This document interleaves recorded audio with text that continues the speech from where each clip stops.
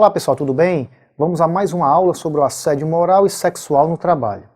Hoje nós estudaremos o assédio moral e a ocorrência de acidente de trabalho, uma vez que todos os distúrbios ocasionados pelo assédio moral relacionam-se com doenças associadas ao trabalho e, de acordo com a Lei nº 8.213 de 1991, são equiparadas ao acidente de trabalho.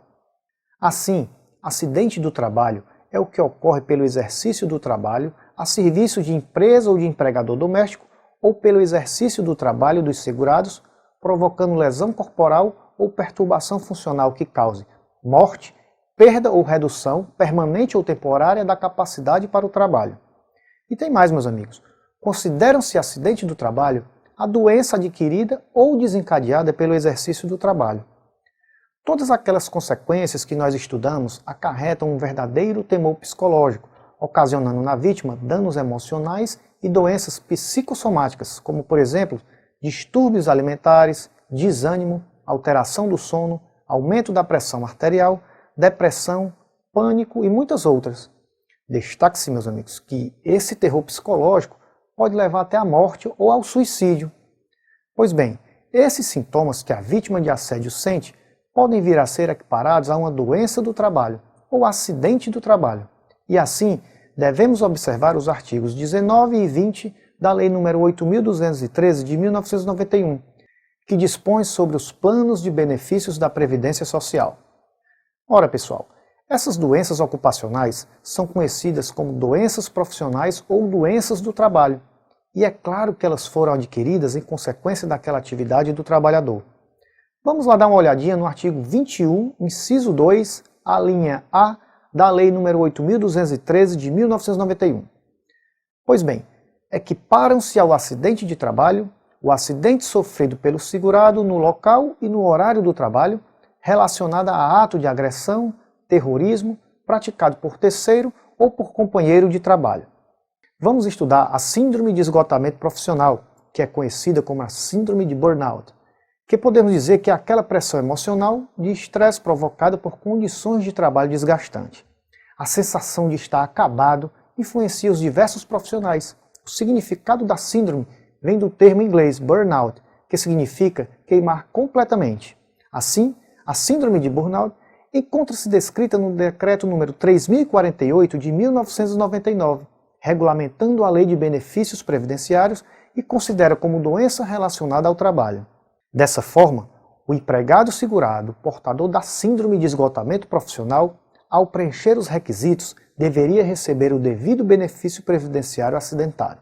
Na prática, meus amigos, o que acontece é a grande desinformação do empregado na emissão da CAT, Comunicação de Acidente do Trabalho, pela empresa, e muitas vezes o empregado passa a receber o auxílio-doença previdenciário.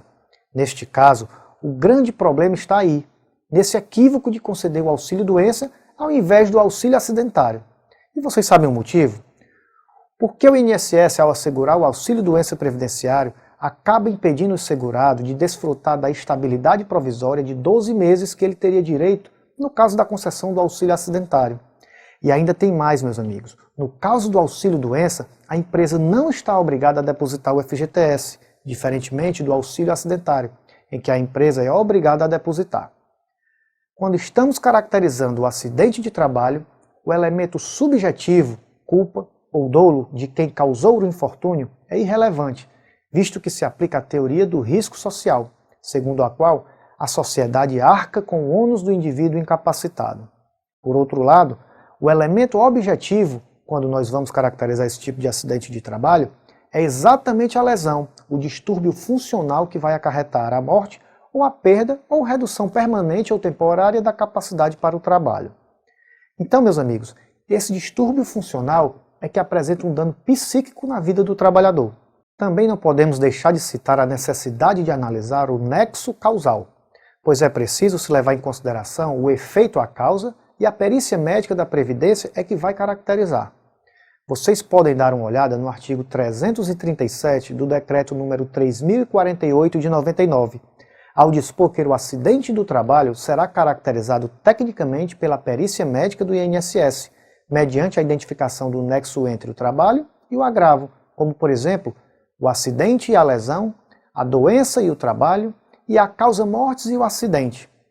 Então, o que nós devemos entender é que essas condutas podem atuar como uma concausa para a caracterização do acidente de trabalho. Uma atitude do empregador em humilhar, desrespeitar o empregado, submetendo-o a situações vexatórias de pressão emocional, afrontam severamente a dignidade humana e as normas trabalhistas e previdenciárias.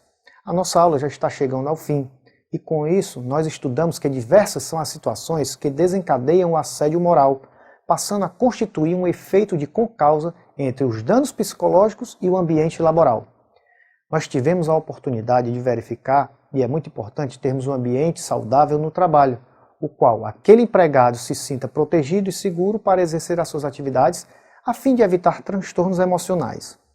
Foi muito bom estar com vocês, espero que tenham gostado e um grande abraço.